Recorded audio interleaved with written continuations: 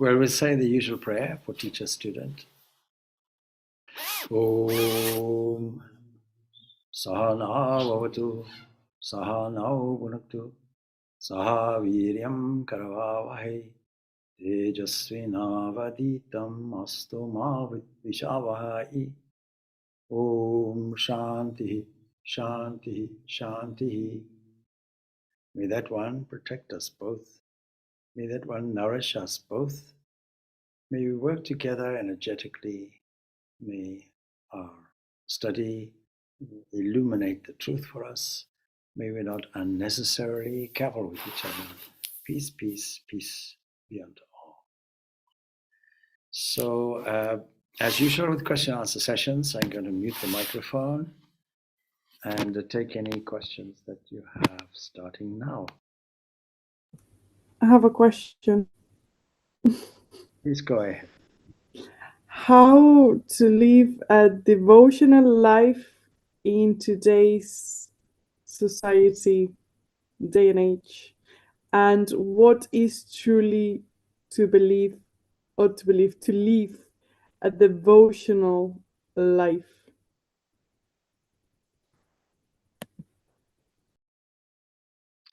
Okay, so the question is, in this day and age, how to lead a spiritual life. Another way of putting it, let's use my language, how to keep the mind or the attention tuned into the glory of the divine at every moment, and how to sustain that. Would that be pretty much a summary of your question? If that is what you would define as devotional, yes. I'm not pretty sure I understand if devotional is equal to spiritual. This is why I'm asking the question. Okay, so devotion, normally speaking, will be, if you're devoted to something, supposing you say, I'm devoted to painting, it means a large degree of your energy goes into painting in a delightful way. So devotion employs a willingness, a love, and a concentration, these three factors. Now, the concentration aspect will happen by itself. So a whole of yoga, regardless of which yoga you use, which method you use, is centered around refining our attention and concentrating. But if you go to an art gallery and see a beautiful painting, then you don't have to pray for 1 hour in advance, Lord, please give me concentration. It's simply the eyes drink it in, you understand the aesthetic value, and not only that, it resonates on a deeper level. So children can learn to paint by numbers. You have just a canvas or something or a surface, and there are numbers, and you look on a sheet and it says, well, this one should be yellow and so on. And a child can do it, but a child doesn't understand there are different shades of yellow. And a shade of yellow will provide not only an echo, let's say, that conveys something that the artist wants to convey, but it also conveys a feeling. Art is primarily to do with conveying feelings. There's a great artist, Francis Bacon, who seems to be incessantly, manically angry. And so all his paintings are all bold brushstrokes. You could feel the anger coming through. Now, personally speaking, I'm not sure what cultural value that has, because is it aesthetically pleasing? No. But does it show, is an expression of emotion? Yes. And from a psychologist's point of view, it is absolutely meaningful. In fact, psychologists and psychiatrists will use the people painting and doing pictures and presenting pictures to find out what kind of mental state you might be in. In other words, what is the response from the unconscious mind toward it? Now we have feeling. And so when we talk about devotion, we typically are talking about bhakti yoga. That means we are taking all the emotional energy that we have and putting it into the feeling of the divine that contains within itself a sense of wonder, a sense of thankfulness, a sense of glory, a sense of adoration. In other words, we are thankful because the being that we love is worthy of being loved. It is lovable. We have no room to see any blemish at all. In the ancient Vedic days, Varuna was the nearest we have to a monotheistic God. But soon the ancient people realize monotheism is not adequate. It doesn't explain anything. It doesn't explain how a God can be, on one moment, loving and next moment cruel.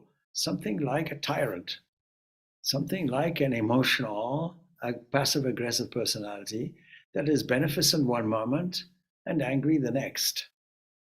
And so they realized, no, all our difficulties are because our minds, our attention is not focused on the fundamental underlying goodness which is there, which comes out, which enables our growth, which is expressed in many different ways. And yet, being energetic, being powerful, this energy and power of the divine is in our favor when we recognize it. This is the whole basis of devotion and devotional practice. Now, how do we get to that point? How do we get this love of God? Can we get it instantly? In most cases, not. So we have to look for models. And of course, the model that we follow primarily would be this experimenter called the great mystic Ramakrishna Paramahansa. Paramahansa like a great swan. And what will we see in his spiritual life? Not only a natural, spontaneous stirring of the emotions, picking up various sensual clues from the outside, stimulates something deep within that reminds him of his spiritual glory and of the state of ecstatic union. So we have on record how he used to go into these ecstasies, but also how he used to seek out the cremation ground at a very young age and sit there and meditate. At such a young age, in the ground where people took bodies to cremate in his village or just outside his village. It is said that if you meditate in the cremation ground or the cemetery, then this is the best area for practice. Now, I'm not suggesting that you scatter ashes from the crematorium around your flat or something like that. I'm not suggesting that you put a tombstone there. What I'm suggesting is that the purport of such a place, namely quietness and complete different attitude toward matter being human matter, organic matter, as well as non-organic matter, matter in general. With our scientific understanding, we see that all matter can be brought to an atomic level, and even the atom can be burst, and we get a radiational level. Now, this kind of arrangement we find in the Tanmatras. You see that very clearly. This was understood by the ancient yogic seers. The only thing that they didn't seem to see was maybe nuclear energy or something like that. And they separated electricity and magnetism, and we combined them in the last century as electromagnetism. Otherwise, they saw the whole picture. So where you set up your spiritual practice is very important, because when I give a meditation workshop and ask, how many people are interested in meditation? Okay, everybody, otherwise they wouldn't be there. All right, may your medication be sweet, as the advertisement, then misspelled means meditation. Now, the next question is, how many practice it constantly, every day? And a few hands go up. And the next question is, what is stopping you? Now, most common answers will be, if the answer is true and honest, I'm not in the mood. And so therefore, when I give a meditation workshop, I give you 18 mood creators. Let's discuss some of them.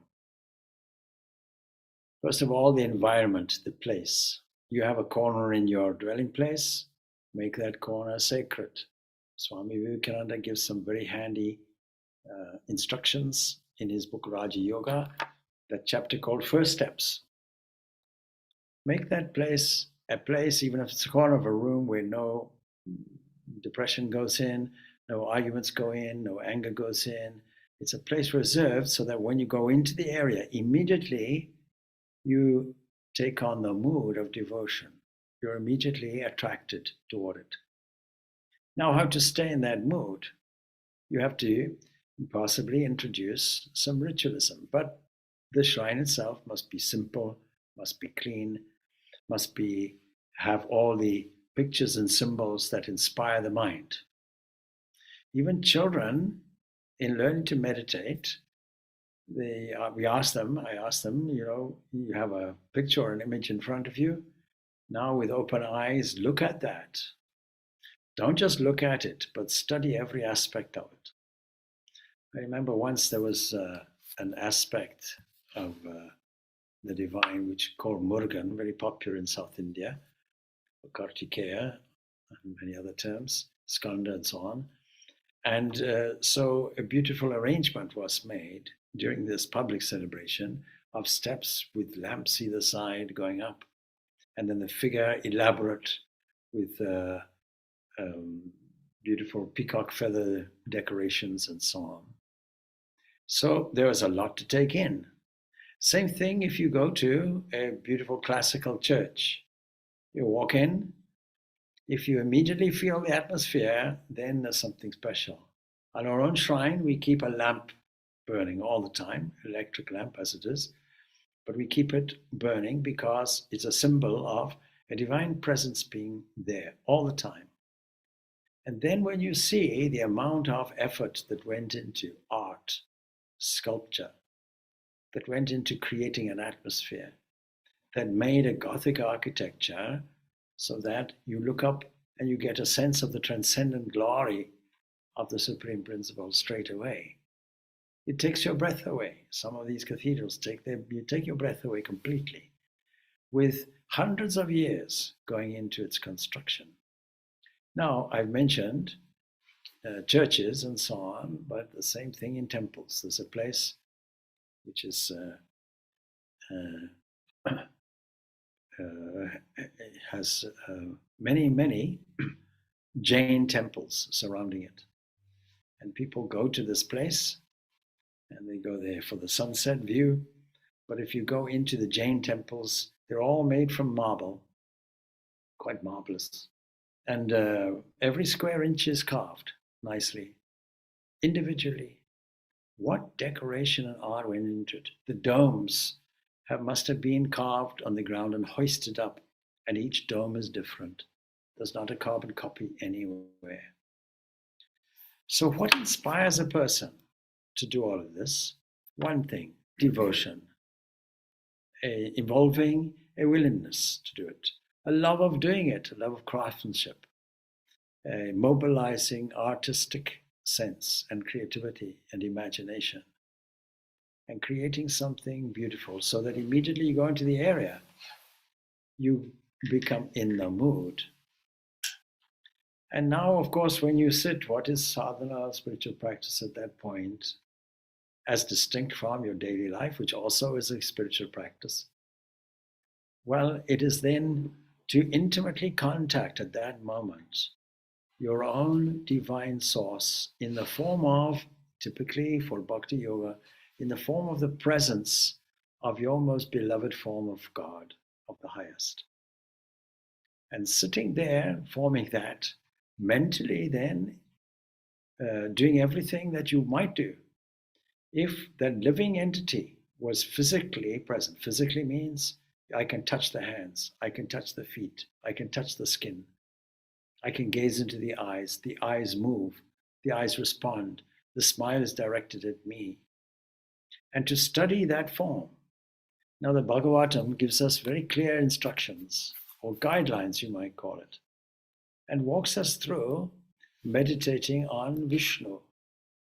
Let us say also Krishna, Krishna being a form of Vishnu, noticing the curled hair on the chest, noticing the earring, ornaments, noticing the glorious, peaceful, smiling face with maybe an impish smile the eyes that overflow with love for me.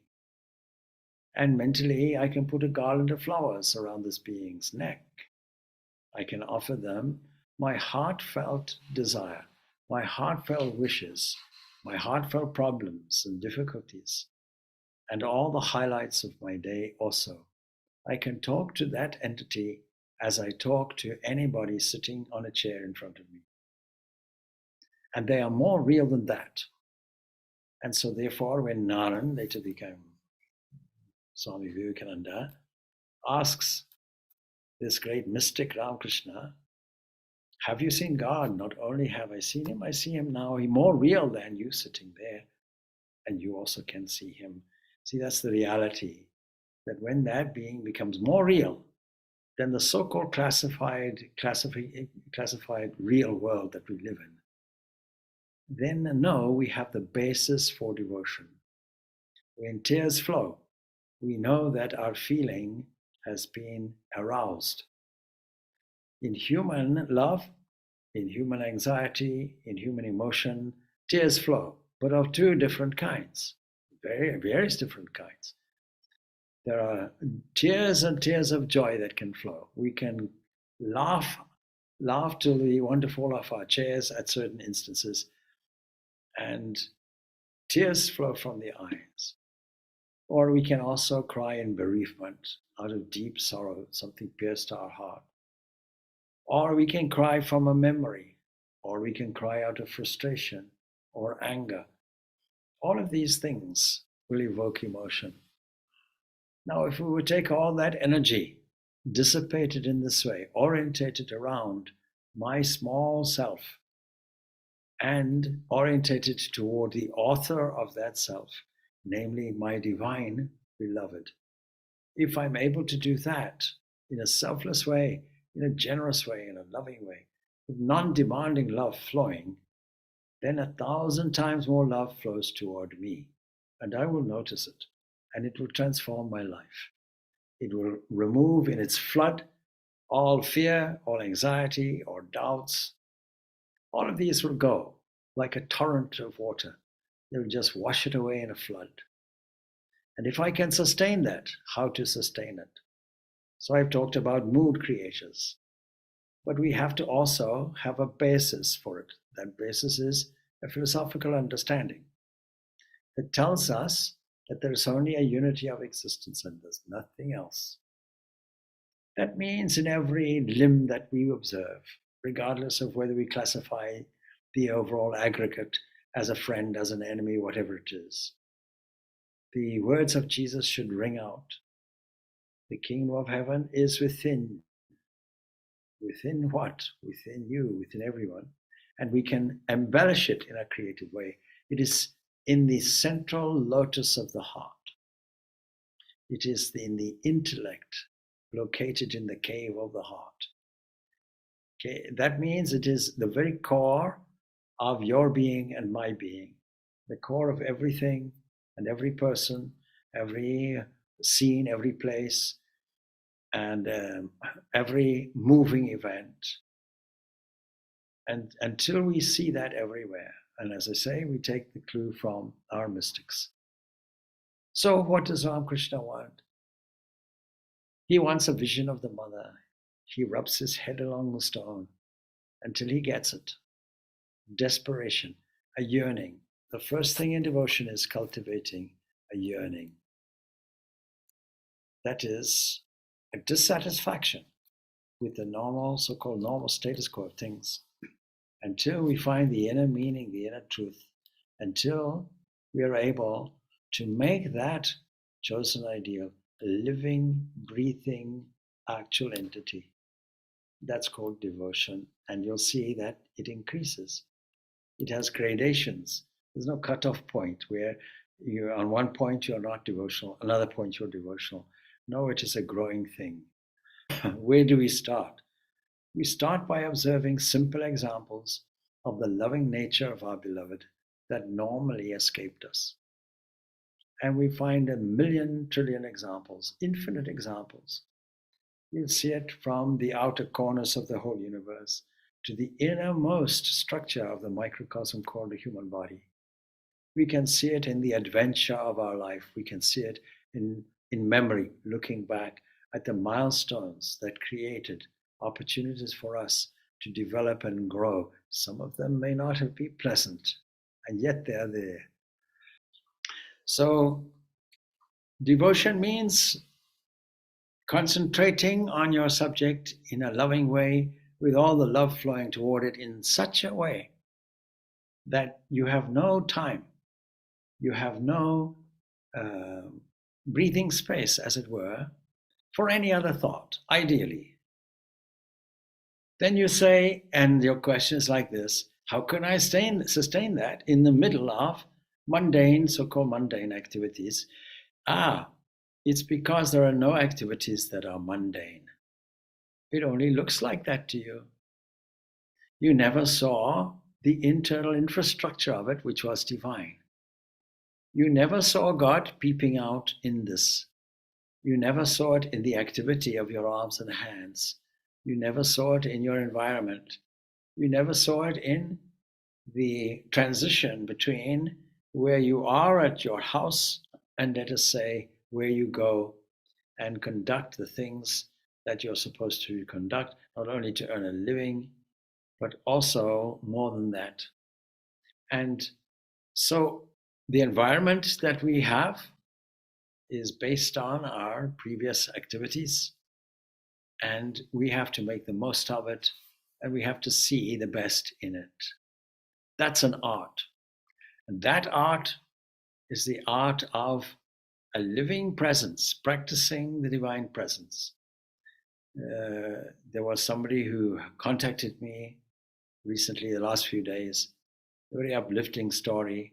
Thank you very much, that person said. A relative has given me this book by Brother Lawrence, Practicing the Presence.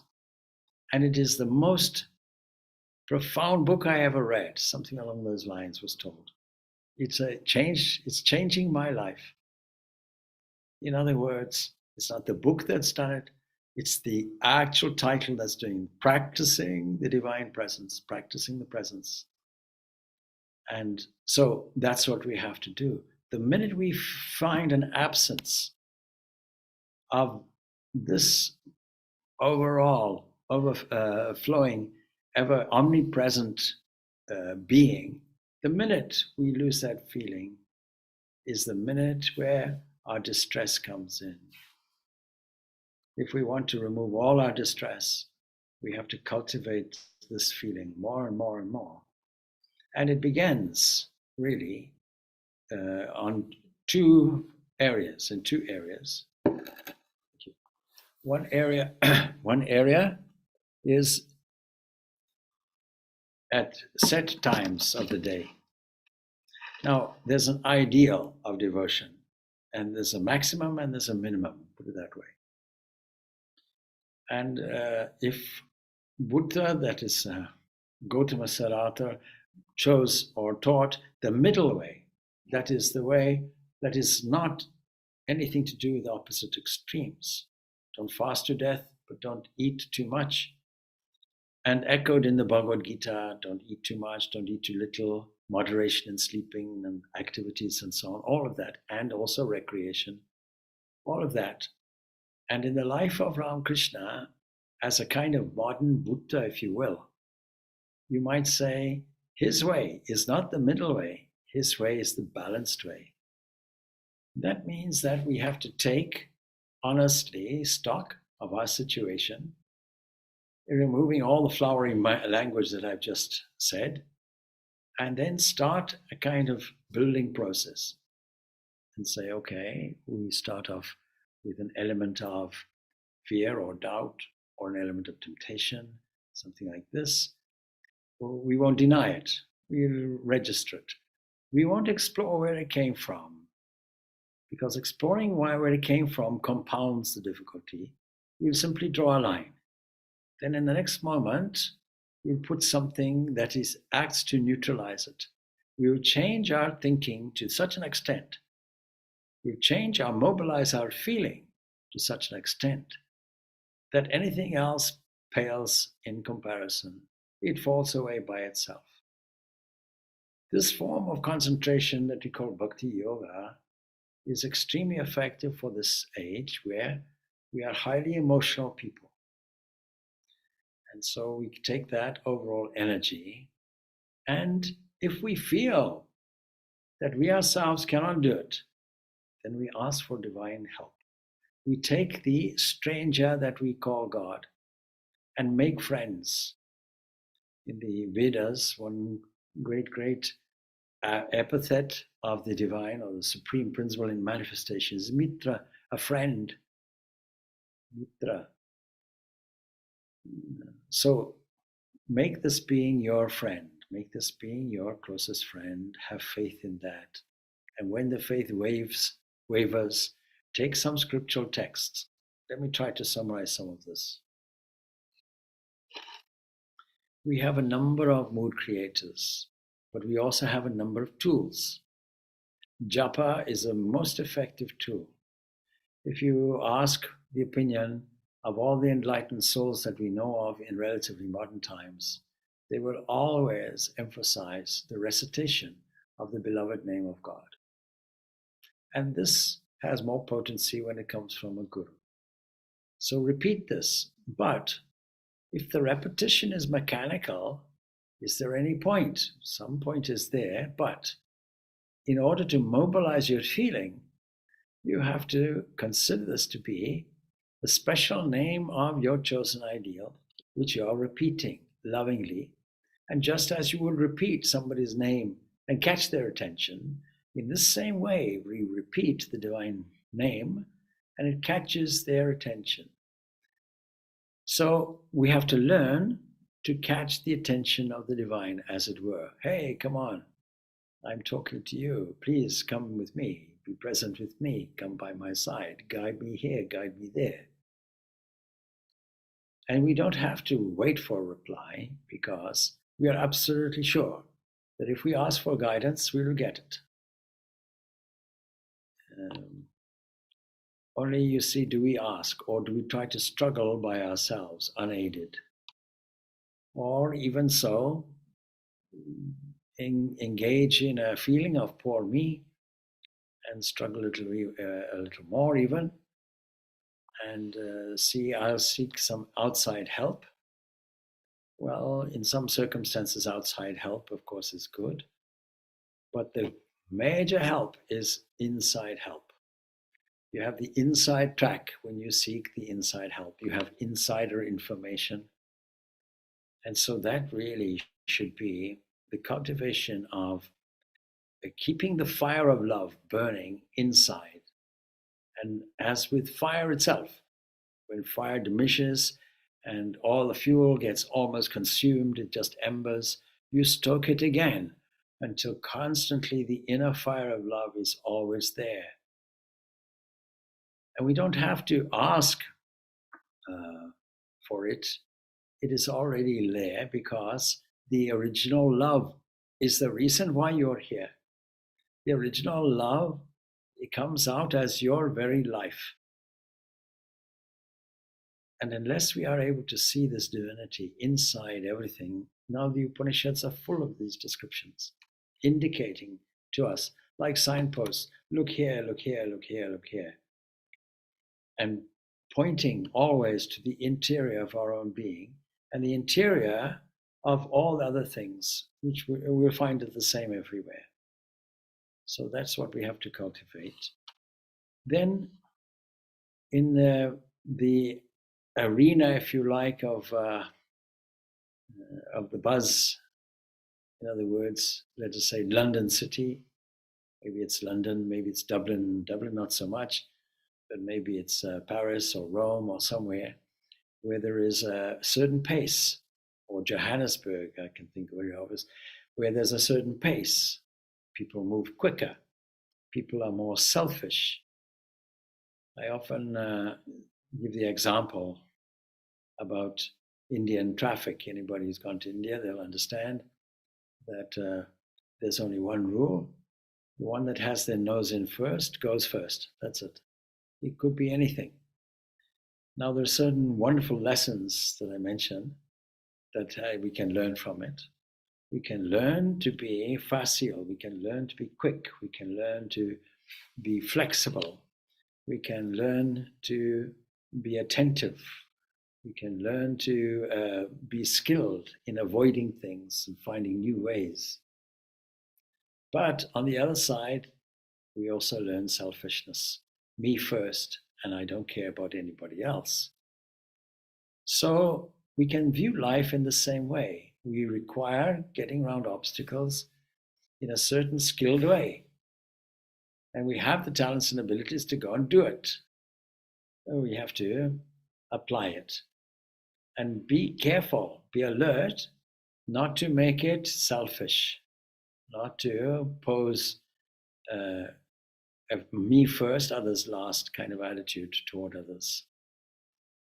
And in doing this, we will not only tap into a great, great art of living and creativity, but we will also bestow the benefit on everyone. Everyone includes myself. When I say all, it's all inclusive as well.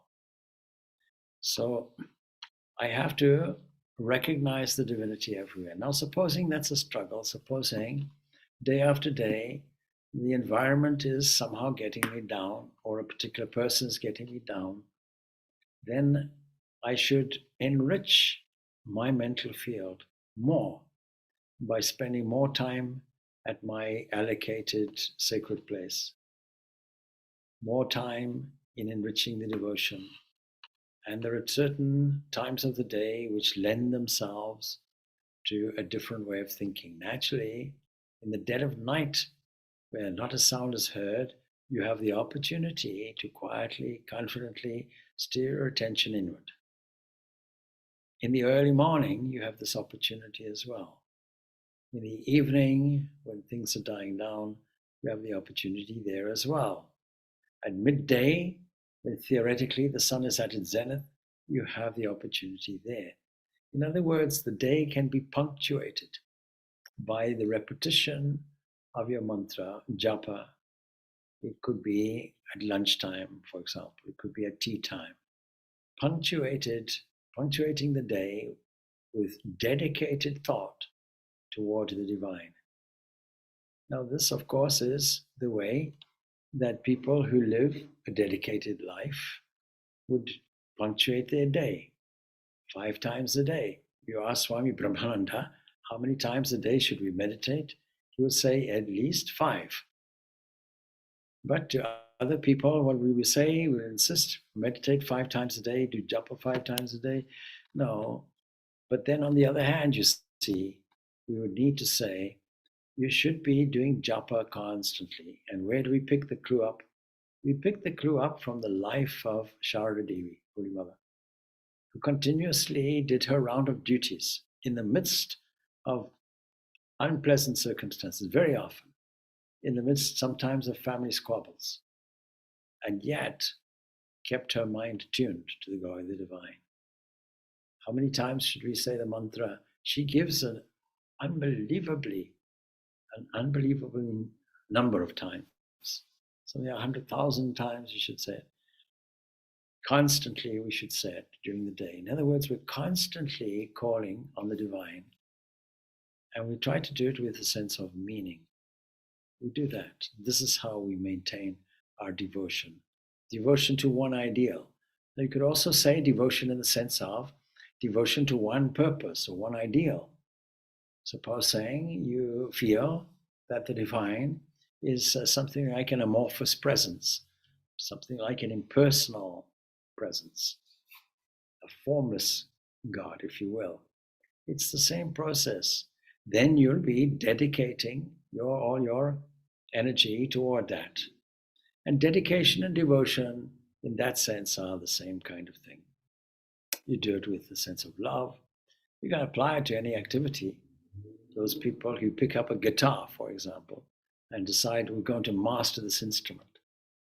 There are 2 types of players, newly tutored players. One will just maybe give it up in one day and say, I'll do it later. The other one will say, no, let me master it. And if not today, then I'll master it tomorrow. So what is the difference? The difference is in dedicated practice, consistent practice, not just doing things when I'm in the mood, but doing things in such a way that it becomes as easy and natural as breathing itself. This is how we protect ourselves. The mantra is a protecting thought. Its use and its concept that accompanies it acts as a protection from the living personal God toward their beloved child or devotee. So I hope I answered that question. I'm going to leave some room for other questions. And if I didn't answer to your satisfaction, you let me know also. Swamiji, where are those Jain temples? Mount Abu. Where's that? Mount Abu is an area. Have you been there? It's in Rajasthan. Rajasthan. Rajasthan. Yeah, Rajasthan. Yeah. Rajasthan produces all the marble. So, and there's a place in Mount Abu that you see. There's the two valleys go like this. The sun is exactly there. People from all over the place go just to see the sun's performance between just that small V. A bit like Newgrange. A bit like that, yeah. So, but you're up in the mountains, you see. But every square inch is carved. Have you been there to the Jain temples? Oh, I recommend anybody to go there. Such magnificent, all in absolute white marble. And you look at it and you just wonder, because these are temples that have been built at the comparable time in European history where people were building basic castles. And to see the intricate stonework of these various temples. Every square inch carved. Every square inch individually carved. What devotion, what dedication must have gone into that. And it's same everywhere, you see. You can see how history will record that Notre Dame was burnt, had a big fire. And the whole world has mobilized, it seems, to reconstruct this. Back, it's restored again. Well, I think not exactly, but certainly by this year sometime, I'm sure, by the Olympics, they say. 6.5 million, I think it cost. Yeah. So it's enormous work, but the craftsmanship going to the particular area where certain trees are grown and then cutting them with the right quality and then cutting them to size and repeating the craftsmanship on the level of craftsmanship that has almost been lost really in modern architecture. Modern architecture, glass and steel, Boring. And so, well, just some buildings have a certain beauty about them, no doubt. But basically, the attention to detail and the craftsmanship that is there. So if we contrast it to some of the magnificent monuments that are here in Ireland with the spire, which has now become a landmark and accepted wonderfully, but really, Christchurch Cathedral is incredible inside. Christchurch Cathedral is incredible. Looking around, absolutely, yes. It's actually better inside than it is outside. Yeah, and you see in those churches, the idea was most of the people in the Middle Ages were uneducated. The only way was to tell a story, and you did that through the craftsmanship that showed the story on stained glass windows or in statues or pictures and so on and so forth. The great deal of dedication that was required for it and cooperation. You see, you can't have, let us say, 200 people working on a section of a monument, be it a church or otherwise, who will all argue with each other and have a difference of opinion. There must be a level of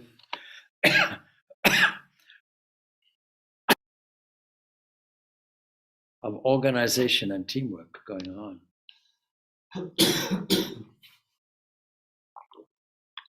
So we require the same enthusiasm in all our endeavors, no matter how difficult it might be for us We have to, shifting our attitude will not make things worse. Shifting our attitude towards a difficult situation will not make things worse. Will they make them any better? Yes, in all likelihood. Because behind everything, the cosmic mind is beaming and coming out, manifesting as various people and places and events. And so, yes, it does change the world. It does change others, no doubt. We find example after example, somebody approaching us aggressively and deliberately lowering our tone, measuring our speech, calming people down, and then really just declutching the whole situation by love. Love is the primary tool that we have. There's nothing more, there's nothing greater than love. So, all right. Any other questions there might be?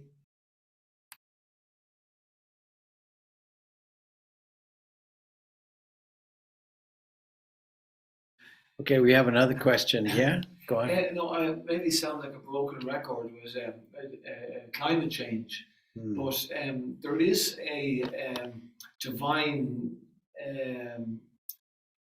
hand that guides this planet we live on. Because remember I was telling you about that story about they need so many thousands of tons of sand in the Amazon basin.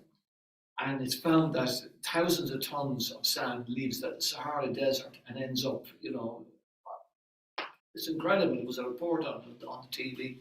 Like, will a similar type thing rescue us in terms of the damage we're doing to the planet, or is it totally down to us? Well, fundamentally, of course, there is this law of sowing and reaping, which is inevitable, and what we sow, we reap.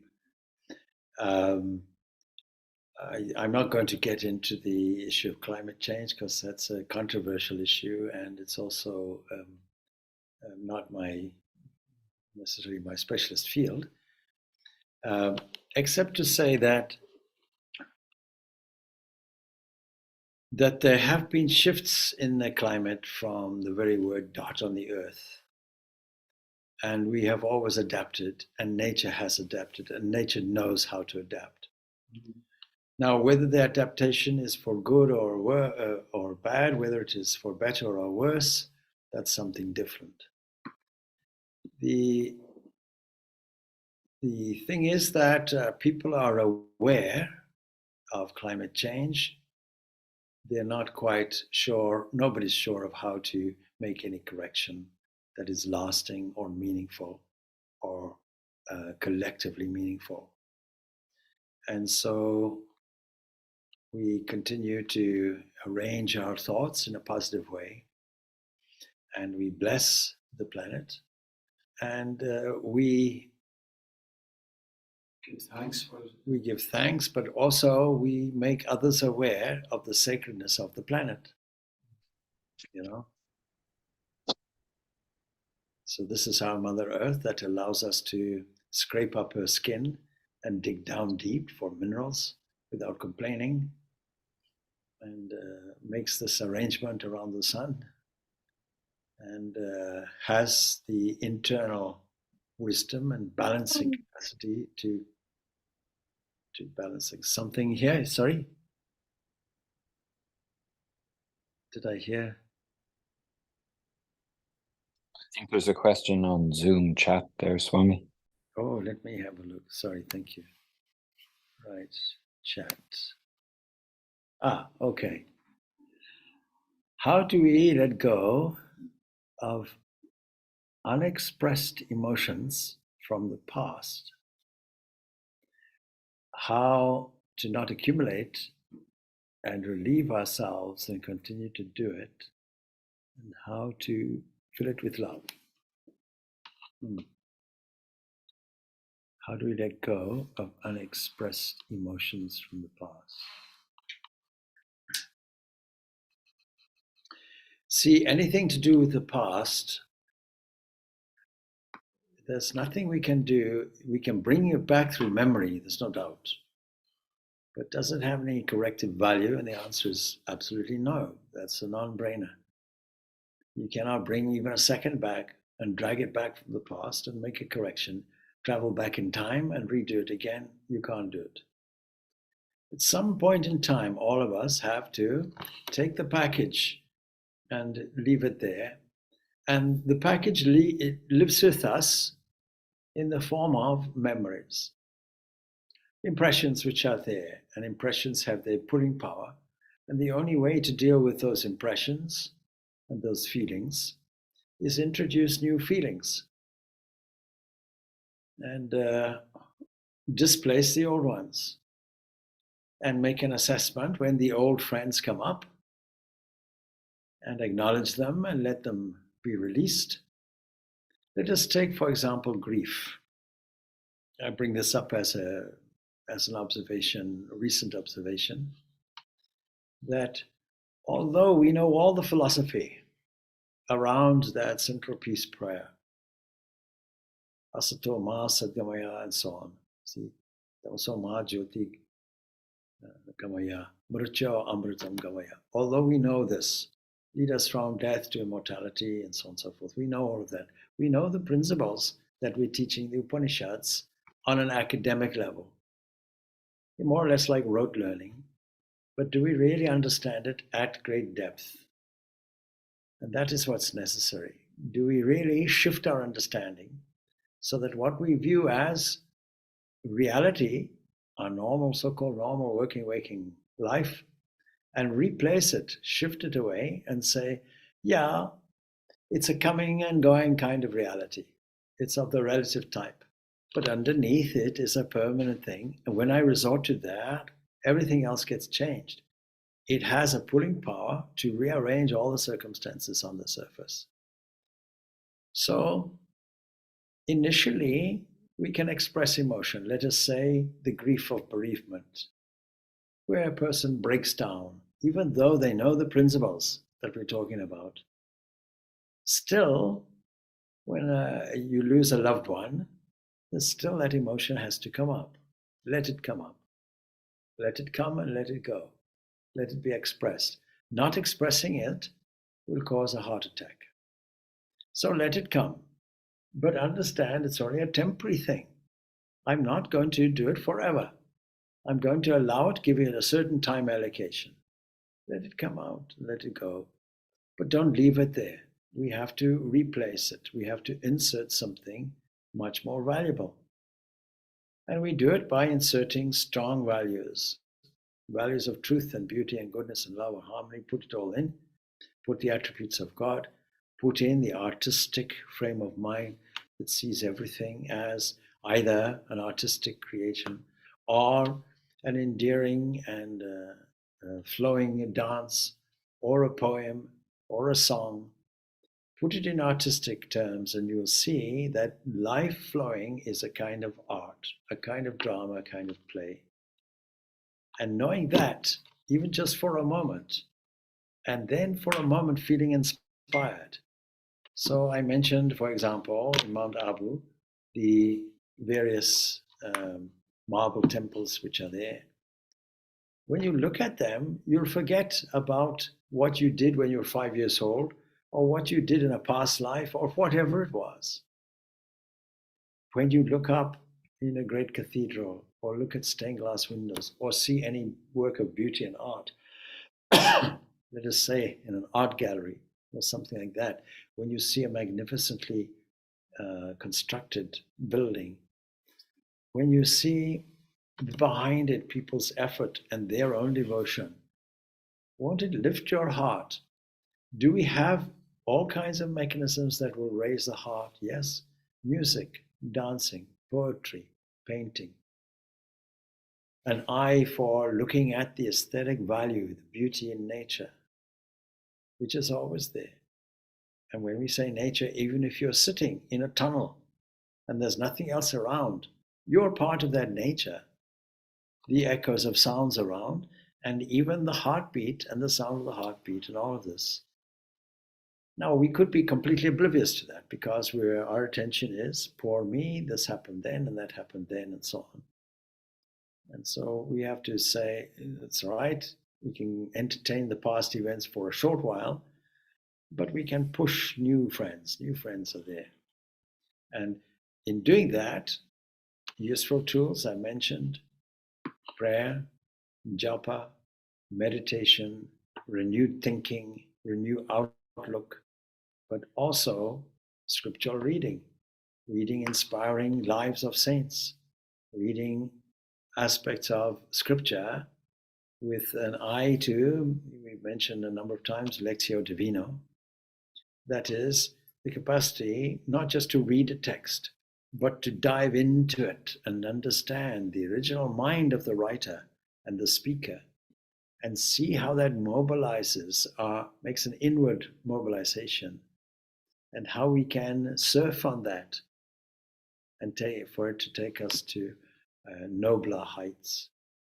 Just take the mind on a noble journey, that's all. And constantly do that until it outweighs all kinds of difficulties and miseries and disappointments and all these things that are in the past that we cannot